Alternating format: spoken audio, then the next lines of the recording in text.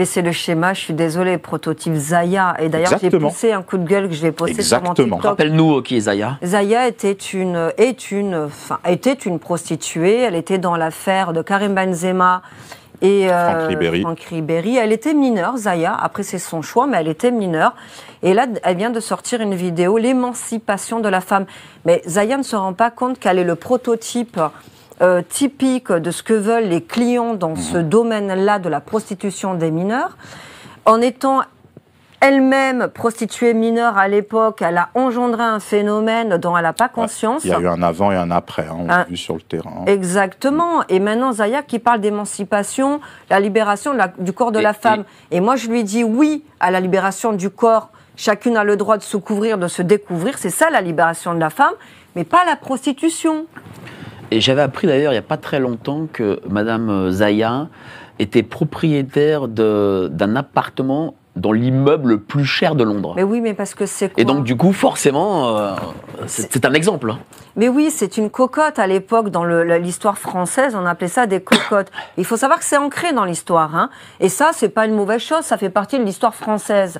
Les cocottes, ce sont ces femmes qui ont toujours été entretenues par leurs amants et qui avaient des palaces, d'ailleurs sur les Champs-Élysées, dans le Triangle d'Or, avenue Montaigne.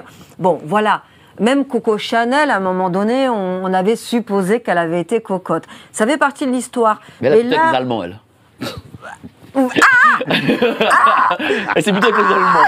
Elle préfère. Je le sais, mais je n'osais pas le dire. Mais voilà. Mais le problème, c'est qu'avec la colonisation et beaucoup de choses, il y a eu le prototype de la femme noire, cette belle panthère, la femme maghrébine, dite la beurette. Non, mais franchement... Et du coup, il y a eu ce fantasme dit colonial autour de ces femmes-là et qui perdure aujourd'hui. Et il faut rajouter dans le prototype, stupide et misogyne bien entendu et sexiste, c'est-à-dire la femme noire, la panthère, c'est la rebelle un peu qu'il faut dresser. Mais la maghrébine, elle est obéissante en plus. Hein. Elle est obéissante. Hein. Vous voyez, voilà, faut la soumettre. Et puis vous avez des gens aussi, des sadiques qui payent pour avoir le droit d'effectuer des actes de barbarie sur le corps de ces jeunes filles. Des actes de barbarie? Ah bah oui, écraser des cigarettes sur le corps, lacérer avec un couteau, déféquer, étrangler la personne. Je sais qu'il y a eu ça à Dubaï. Oui, il y a eu une affaire comme ça. En France, il y en a. En France aussi. C'est-à-dire qu'il y a certaines filles qui sont récupérées par les parents, mais dans des états avec des cicatrices sur tout le corps. J'ai un exemple lors du documentaire avec Omerta Sugar Baby.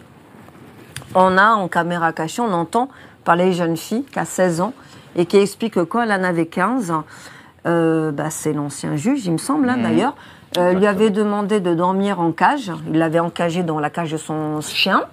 Et il y a des passages qu'on n'a pas pu mettre, c'était beaucoup trop violent, mais en gros, il pratiquait un acte sexuel pendant qu'elle lui mettait la tête dans la gamelle du chien, tenue en laisse. Et après, il a commencé à la frapper.